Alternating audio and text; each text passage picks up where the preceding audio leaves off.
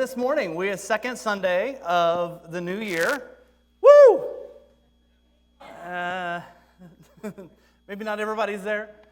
Last week, first off, I just want to welcome all of y'all here today and those joining us online. And, last week we kicked off this series called Fresh Start. And because, you don't know, you go into the new year, you are looking for this fresh start, hoping to see, God do something. And like last year, it doesn't actually go the way that you think it does. And so this year we come into 2021 and we are ready for something new. We're ready for that fresh start again. Get rid of 2020. Let's go on to 2021. And as this week has evidenced, the cloud still looms over us in so many ways. And so whether it's the events of the year or whether it's something going on in our lives, we desperately want to believe something that's the truth, but it's hard to believe that God is a God of new beginnings. And He is. He wants to see new beginnings. He wants to see fresh starts in all of our lives. But how do you do that when that cloud is still there, still hanging over us? This morning, before we get into the message too far, let's open up with a word of prayer, if you would. Join me. God, I come to you this morning and give you thanks and praise because you are on your throne, and in spite of what happens in life, you are King, Lord. And though we might not always understand things that happen, we can trust because Jesus died and was buried and rose again, that you are King. And then in spite of all that happens and all that it seems like hell could throw at us, you are King and you overcome. And we long for that this morning, Lord. Amen. Well, as we go into this series, last week we opened up this series with this idea of, in order to get this fresh start, I think one of the first steps that we need to do is to open ourselves. To open ourselves to God, to open ourselves to others, to be in a posture of openness. This is the default position that God put us in, that God built us to be in. This week, we're going to be talking about be honest. We'll get to that in a second. Next week, we're going to talk about subverting shame as another step in that fresh start. So much of the cloud that hangs over us in our lives has to deal with shame that we carry. So how do you subvert it and get around it? The third or fourth week in this series is going to be reconciled, which is the call of each and every one of us in Christ. And then the fifth week, I went to Ozark Christian College. They didn't have math, and so I'm not good at it. The fifth week, we're going to be talking about loving deeply. Because part of that fresh start is going to be, as we've opened ourselves, as we've become honest, we've subverted our shame, we're working on reconciling. As we go out into the future, there is a must, a necessity that we be people that love deeply. Not just love, but love deeply. All right, this week, we're going to talk about being honest. So here's what we need to be honest about. Are you living out of your true self or your false self? Are you living out of your true self and your false self? To set the context for that, let's back up just a little bit. Look at Matthew in chapter 22, verses 37 through 39. Jesus is going about doing what Jesus does, and the Pharisees come to him. They try to set a trap for him, and they ask him, Jesus, what's the greatest commandment? And Jesus ain't no fool. He knows how to get around these stupid little maneuverings to try to trap him. And so he answers wisely and incredibly. He says this in verse 37. He says, love the Lord your God with all your heart and your soul and with all your mind. This is the right answer. This is what every good Jew should answer. Jesus says, this is the first and greatest commandment. But Jesus follows up with something else. It's maybe a little bit, maybe what these Pharisees weren't necessarily thinking about. He follows up with this other thing. He says, and the second is like it. In other words, like equal to it. Love your neighbor as yourself. So the greatest commandment in all of the Torah, the Old Covenant, the law, but really this is instruction for how to live for these ancient Jews. The instruction, the heart of God is that top commandment, that we love God with everything. But the second one is it's actually not below it, it's equal to it. It's love our neighbor as ourselves. So the call is to love God, love neighbor, but then it's not just love neighbor that Jesus says. It's love your neighbor as yourself. So we're called to love God, to love others, but there's a component in there about actually loving ourselves. Which if you don't do, this is a starting point. If we're going to subvert shame and we're going to be reconciled and we're going to love deeply, we got to start at this. Loving God and loving others, yes. But also there's an aspect of it where we love ourselves. And not in that weird way that some of you might be thinking, as far as like where I just like serve myself and do everything. That's actually what we're talking about this morning. But I think you can't love others unless you first love yourself. Truly love others. And I would argue actually that you can love God, but you can't fully love God until you first love yourself. And that sounds weird. But you're created in God's image. You are His representative on the earth. And if you don't love yourself, how can you love the very image in which you are, or the progenitor of the image in which you're created?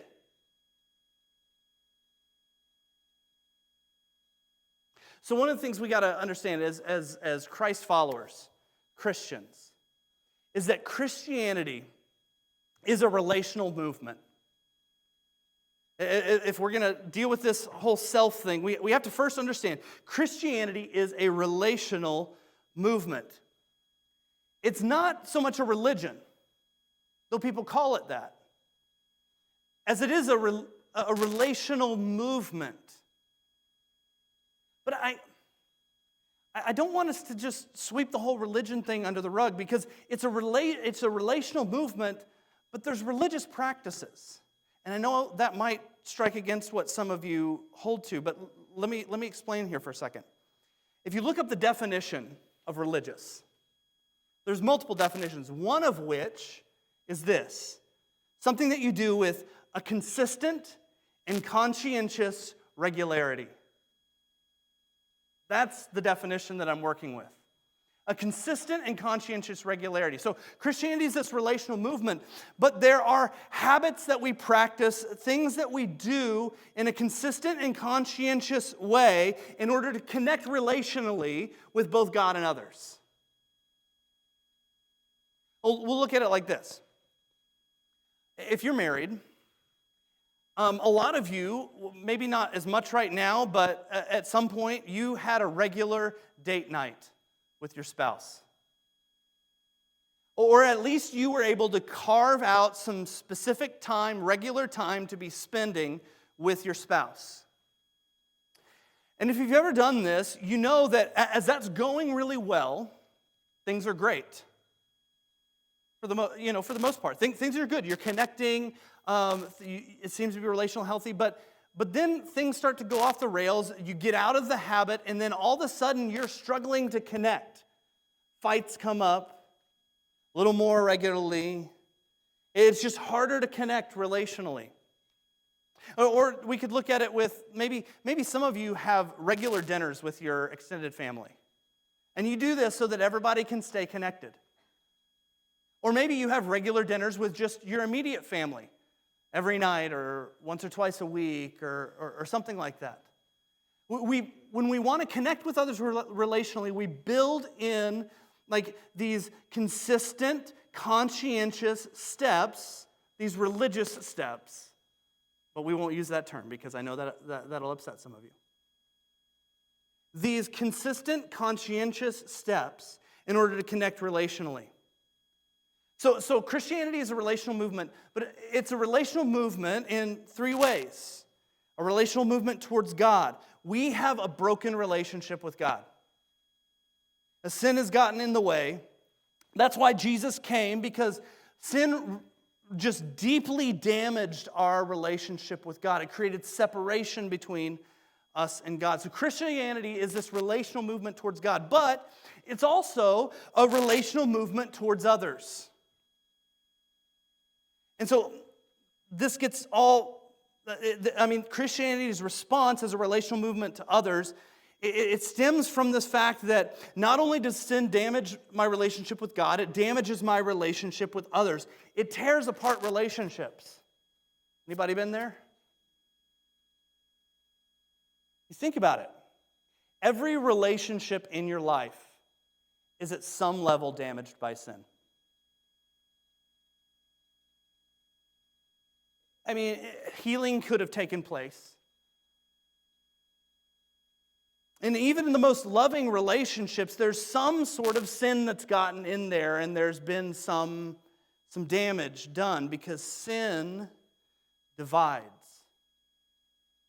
Because sin's focused on the false self. And so we have to understand that. Now, Christianity is a relational movement towards God, a relational movement towards others, but it's also a relational movement towards ourselves. Because sin skews the way that I see myself. It disconnects me from me. It blinds myself to the real me. And so I go around in life and I have this true self that is God-given and God-ordained, that's created in God's image to do incredible things in this world. And I have this false self that continues to be fed by sin and is at work in my life. And if sin blinds me to my true self, if I don't know what my true self is, how on earth am I going to know God more? How am I going to relate to others? And so, if we're starting fresh, what you got to understand is that God, in your relationship with God, He's done all the work. Jesus has done all the heavy lifting in order to restore a relationship with you, to create reconciled relationships with others. Jesus has done all the work. So the limiting factor in your relationship with God and others is you. And so if you want to experience everything that God has for you, you have to be willing to deal with yourself.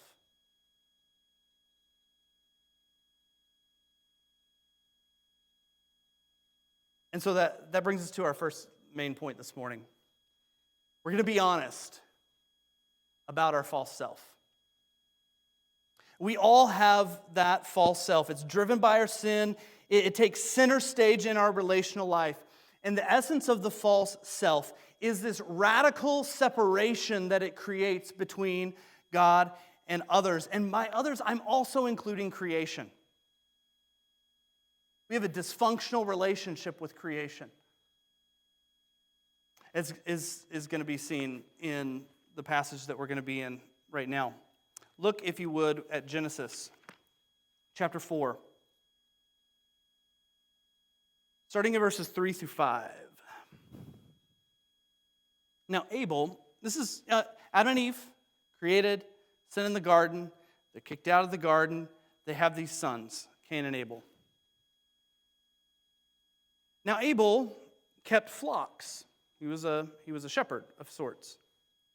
And Cain worked the soil. In the course of time, Cain brought some of the fruits of the soil as an offering to Yahweh. And Abel brought an offering, fat portions, some of the firstborn of his flock. And Yahweh looked with favor on Abel and his offering, but on Cain's and his offering, he did not look with favor. So Cain was very angry. His face was downcast. See, Cain leads with his false self in this. It's debated on exactly what puts Cain at odds with God, but I think there's clues within the text there. Cain brings some of the produce, whereas Abel brings the fattest firstborn, the primo, the wagyu, or whatever. Is that, I don't know, I see it at, is it real wagyu? Isn't that where they massage the cows and give them a nice stress-free life? I don't know. I see it at HEB. It's way too pricey for me. He gives them the best of the best. He gives to God. But Cain, I don't know what the deal is. I think it probably has something to do with his doubting God's abundance and God's nature and who he is, but he doesn't bring the best. He brings some before God. So right out of the gate, he's not trusting God, but God challenges Cain. Right here, verse 6. Then the Lord said to Cain, "Why are you angry? Why is your face downcast? If you do what's right, if you connect with your true self, will you not be accepted? But if you do not do what is right, sin is crouching at the door and it desires to have you. You must live into your true self and rule over the sin." Because that's what they're supposed to do. As imagers of God, rule over creation. Rule over it. You're in charge, Cain. And so God calls out Cain's attitude. You got to be honest with yourself, man. That's my paraphrase there. And so Cain has a choice here. Is he going to live out his true self that God's created him to be? Or is he going to live out of his false self? Well, let's see what happens. Verse 8. Now Cain said to his brother Abel, "Let's go out to a field." And while they were in the field, Cain attacked his brother Abel and killed him. And the Lord said to Cain, radical separation. Where's your brother Abel? He says, I don't know. Am I my brother's keeper? Radical separation created by sin, living out of the false self between Cain and God and his brother. Then the Lord said, "What have you done? Listen, your brother's blood cries out from the ground." Division against nature because of the consequence of the sin. "Now you are under a curse and driven from the ground, which opened its mouth to receive your brother's blood from your hand. When you work the ground, it will no longer yield its crops for you, and you will be a restless wanderer on the earth." So sin, it destroys a brotherhood. It creates this separation between Cain and creation itself as a consequence of the sin. Cain, there are consequences with living out of your false self, brother.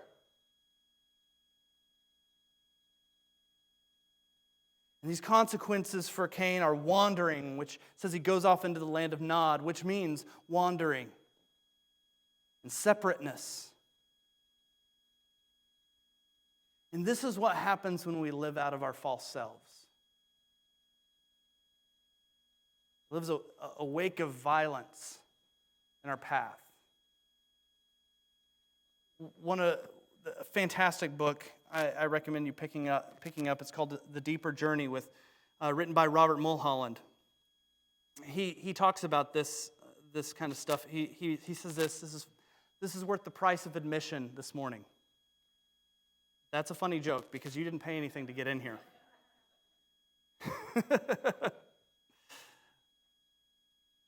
This is fantastic right here.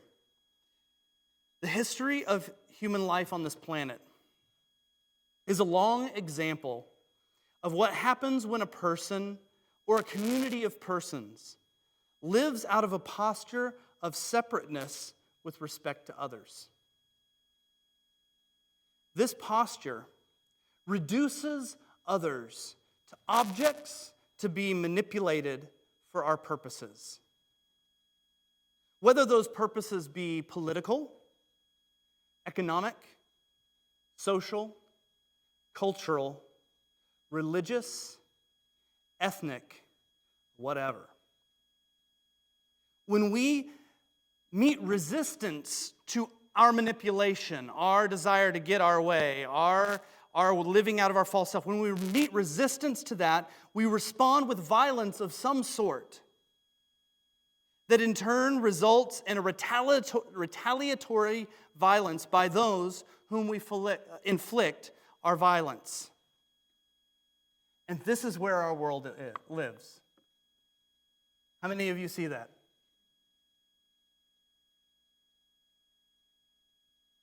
This is where our world lives, even those who love Jesus. We love Jesus, but that false self, it really kind of comes in there and it clouds the way, and we want things our way, and we'll do violence. And I know some of you are thinking, well, I've never done violence. I've never hurt anything. Well, you don't have to punch someone in the face to do violence in their life. And we're coming out of a week of violence, of a magnification of this happening in our society, where a bunch of people living out of their false selves decide to go invade the Capitol building, destroy property, and wreak violence because they're not getting their way. And they're mad because this summer there were people destroying businesses and burning down cities who were upset because they didn't get their way. And they did what they did because they're upset about, it's this cycle that continues.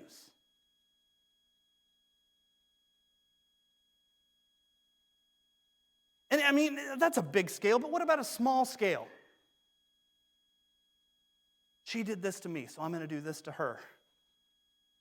A little passive-aggressive comments or snipes, like back and forth. I call it the violence boot loop. That might not mean anything, but I'm a techie guy, so it means something to me. Sometimes, every now and then, we talked about this last week, how sometimes you get an error code in your computer or your phone, and the only way to fix it is to reboot your phone. All right? Some of you are familiar with this, or your computer. You got to reboot it. In fact, some of you have been on the phone with tech support, and tech support said, have you restarted your computer first? And lo and behold, it fixes it. So that a lot of times fixes things. But sometimes you get a bad enough error code in your computer, your phone, or whatever, that it gets stuck in this boot cycle. So it'll boot up, and then the error code will cause the system to crash, and then it reboots, and then it crashes. And then it's stuck in the cycle, and until you break the cycle, you're stuck in this boot loop. And that's what violence is. That's why Jesus let all of violence, every animosity, everything that the world, all the fury of everything be wagered on him, like nations like killing him, people killing him, like everything he took on himself. And he didn't lash back. Why? Because he broke the violence boot loop.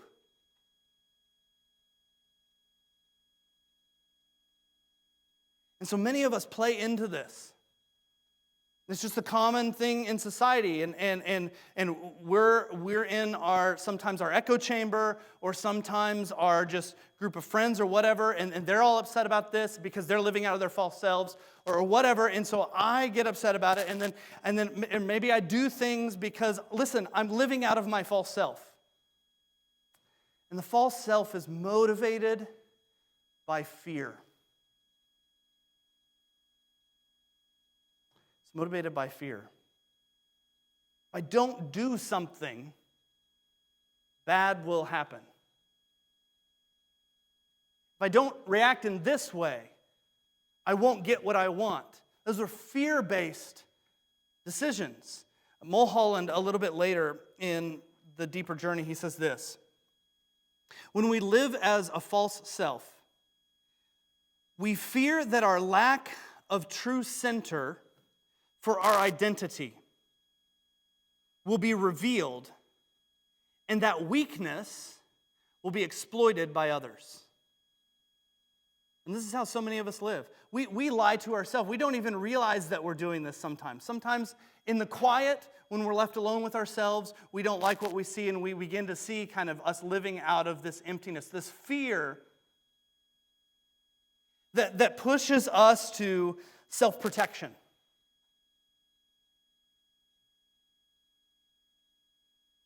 Where we go through life and we're constantly just trying to angle to protect ourselves. Because we're insecure at the core of our being. Because we're living out of the false self, not the true self. Fear pushes us to possessiveness. Where this is mine, and I got to have it, and I want it this way, and the fear created by this leads to destruction. Where we just agree, like, fine, I'm just going to go at it. I'm going to blow them out of the water, whatever it is, with my words, with my actions, whatever. It leads to self-promotion. If I'm insecure of myself, I feel this hole in myself because that's created by this false self. I'm not living in my true self. I'm constantly wanting to puff myself up, to make myself look good in front of others. I'll confess, I gotta worry about that. When struggle happens in our life, our default is to move into this false self rather than our true self, and live out of that. And so, like, you know, I'm not discounting some things that certain like pastors did with the pandemic hit, but for me, I know a lot of people that went into overdrive and they're like doing lots of like social media stuff. They're putting like constant videos and things like that, and they're just working. And I know how I felt in the midst of that, and I'm assuming that most pastors feel similarly in the midst of the upheaval. And for me, I knew that I had to just step back. I couldn't move into that because if I go into this self-promote, it's just living out of my false self. And I don't need to go into too much more detail. We all struggle with this. It leads to divisiveness, that fear. We're not going to get things our way, so we're going from this person to this person, say, are you with me or are you against me? Virtue signal, come on. Show me where your allegiances lie. So some of you are, myself included, at times, some of you are living out of the pain and the brokenness and the woundedness that has been done to you in your past. And you don't even realize that you're stuck in this cycle. And it's causing damage, both seen and unseen, all around you. And so the false self comes out as a defense mechanism. It's a defense mechanism that's meant to protect us from being wounded. And that's actually a good thing. It doesn't start in a bad place. God creates us with these amazing mechanisms that are meant to protect us. However, when we begin to live out of that, when we begin to live out of the wounding in our lives, the violence done in our lives, we continue to perpetuate this boot loop in our life. And so some of you, this is calling to mind, like, you're like, okay, I get it. I can see this. Some of you are completely oblivious. You're like thinking about, well, that person definitely needs to listen to the sermon.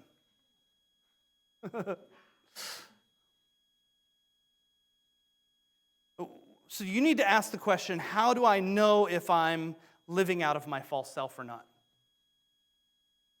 And we don't have time to go into all of that, but I want to give you one question to wrestle with. When you're in various situations in life, do you feel an intensity arise that isn't rooted in God's sufficiency?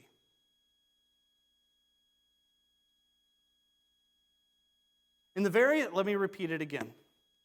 In the various situations that you find yourself in life, do you feel an intensity arise, an anger, a passion, an intensity arise within you, but it's not rooted in God's sufficiency in that situation? That's going to put you on the right track. Are you sent into clutching for something? Grasping for something, for control, for whatever, defending, forcing the situation? That's how you know you're living out of the false self. Some of that's happening. And you got to be honest with it. But the only way for a fresh start is to be honest about this false self. Once we're honest about the false self, though, we can embrace our true self.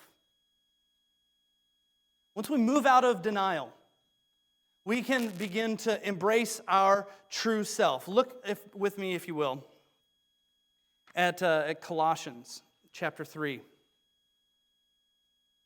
This is one of those passages that kind of, I wasn't planning on going here, and it came to me, and I was like, oh, God, you're fantastic. This is perfect. Since then, you have been raised with Christ. Set your heart on things above, where Christ is, seated at the right hand of God. Set your minds on things above, not earthly things. For you died. You died to that old self, that false self. And your life is now hidden with Christ in God. That is beautiful news. My false self is dead, and for some reason I still try to dig it up out of the grave and put it on. And if you dig a body out of the grave and try to put it on, that's nasty. It stinks. That's grody.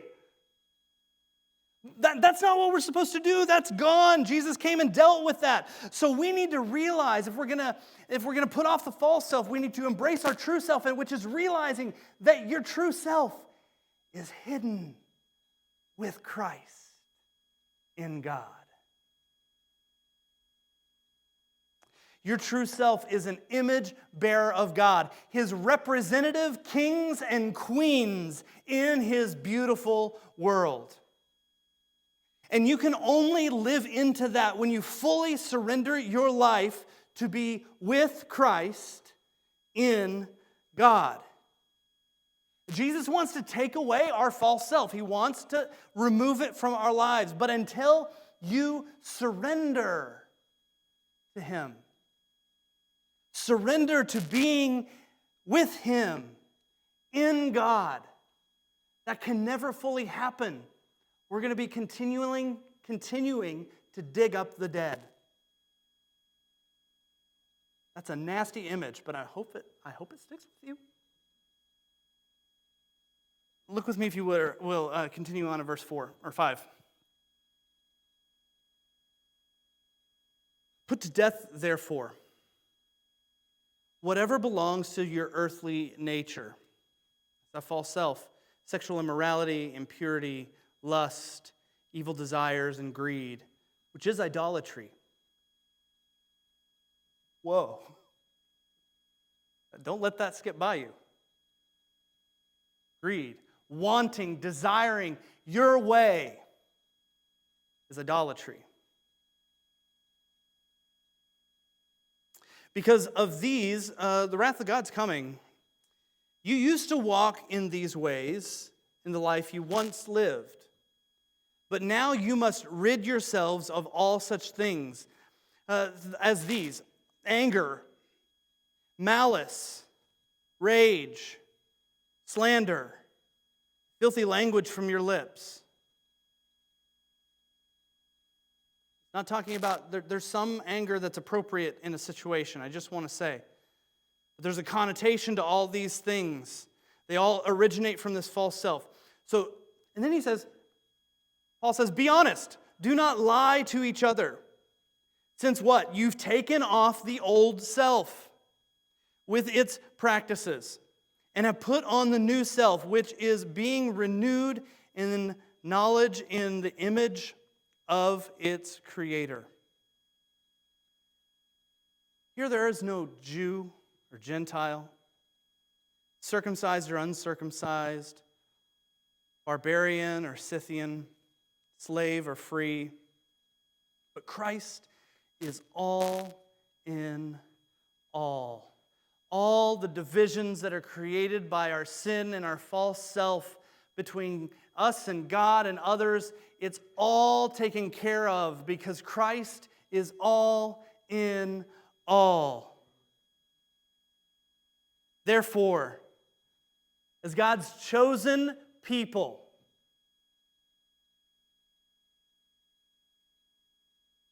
you're in Christ, you're His chosen people.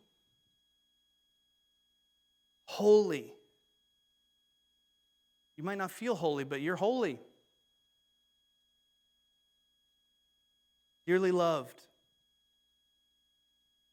Clothe yourselves, Paul says, with compassion, kindness, and humility, and gentleness, and patience. Bear with each other and forgive one another if any of you has any grievance against someone. Forgive as the Lord forgave you. And over all these virtues, put on love, which binds them all together in perfect unity.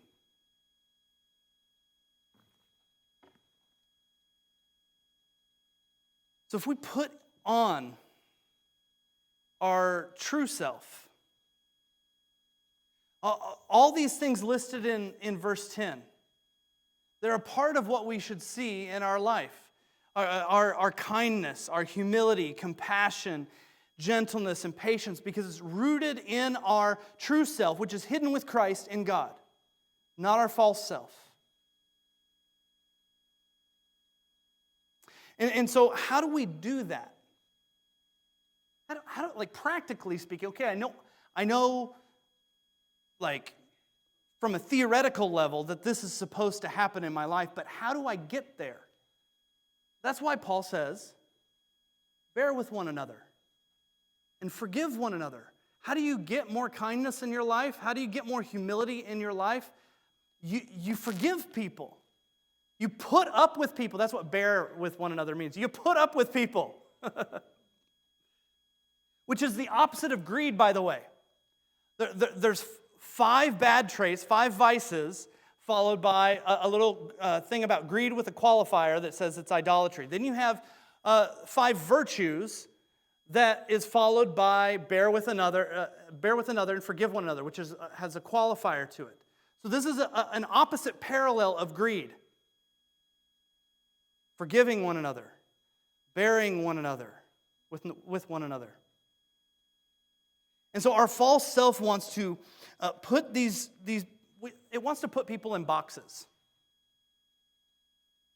And if they don't do what I want them to do, if they don't act a certain way, if things don't go the certain way that I want, then I think I want vengeance on the ones that offend me. I want retaliation because something's got to go my way. How do I deal with that? Well, I let Christ come in and I live into this nature, but it starts with something that I got to do. I want to share a story with you. And I hesitate a little bit in sharing a story with you because I really wanted to share something where I didn't look good in front of you today. Because, yeah, I'll kind of explain that in a second. But I don't share this in any way to prop myself up. I want to make that clear.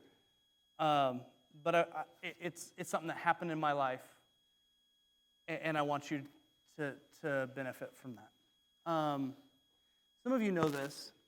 Some of you might not, but my older brother is in prison for murder.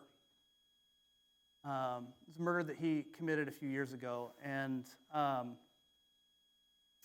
prior to that, a repeat offender, I guess. Prior to that, 15 or 16 years ago, he hurt someone in our family very, very deeply. And because of the sake of that, I'm not going to go into any details about that publicly. Something that landed him in prison.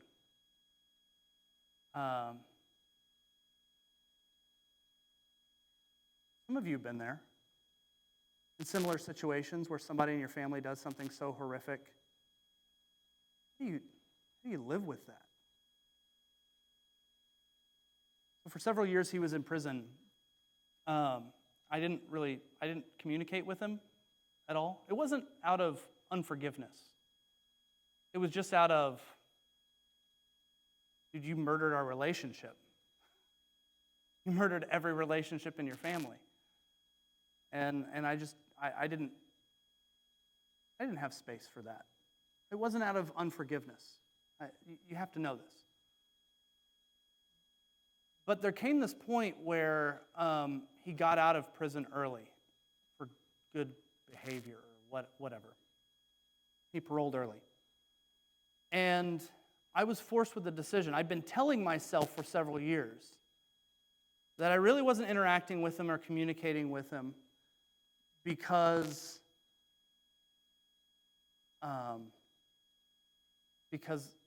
I just didn't want to. It wasn't because of unforgiveness. Now it was like, okay, now I got to prove it because he's out. And he moved back to the town where Tashay and I were living and doing ministry at the time. This was about 10 years ago. And he was in prison on his birthday, which is mid-March. He got out a couple weeks later, and my birthday is April 13th. And so we hadn't really spoken in years. And I felt like God was moving me to do something for him as an act of love, an act of demonstrated forgiveness for someone that, my false self would not want to do that for. And so what I did was I invited him over to our house to celebrate my birthday. I didn't tell him this, but I drove like 20 miles, which we lived in the middle of nowhere, so it's not really, that's like going to H-E-B, right? Driving 20 miles, but to a good butcher to get some like really good high quality steaks. And then I had Tashay, as she made my birthday cake, I asked her to put Happy Birthday JC on the cake, which is his name, not mine. And I brought him, I invited him over, and he came over, and it was really difficult. But I wanted to demonstrate for myself For him, because I know he had questioned for years if I really forgave him because I didn't talk to him that much. I wanted to demonstrate that, yeah, I've forgiven you. I don't know if he appreciated it. I guess he appreciated it as much as a narcissist can. A few years later, he murdered someone, and now he's back in prison. I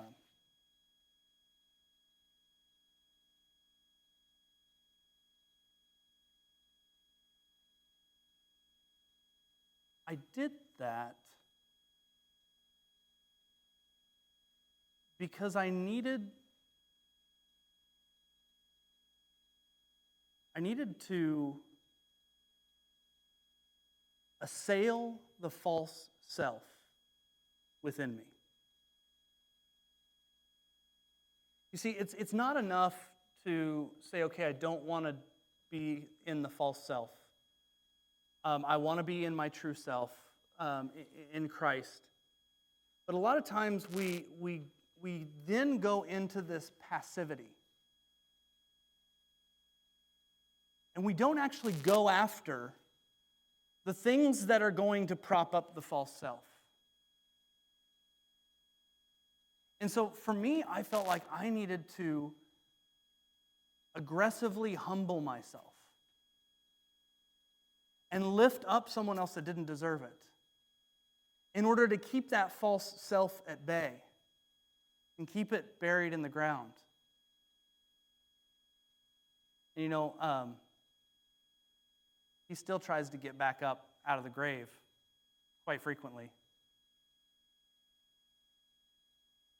But in doing things like that, in going after, in waging war, not on others, not on God, but on the very false self that we create within ourselves, by waging war on that, we begin to create patterns in our life that help us to overcome those temptations to live into the false self.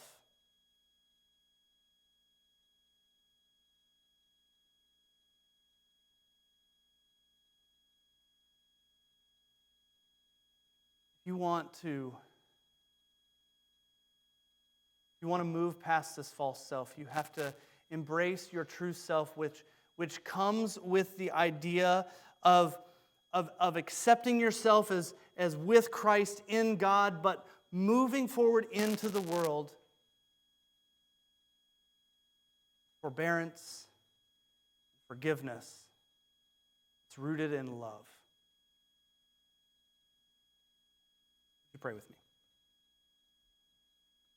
Lord, I come to you this morning, and Lord, we all have this contending to do with our false selves, Lord. And it's difficult. Some of us are like just right in that wheelhouse right now. I mean, like we are full on false self. And we need your deliverance, your victory, Lord, your freedom. I pray that you would empower us through the Spirit to wage war on those things that create a possessiveness and this I deserve this for me, rather than resting in your sufficiency, Lord. I pray this in Jesus' name. Amen.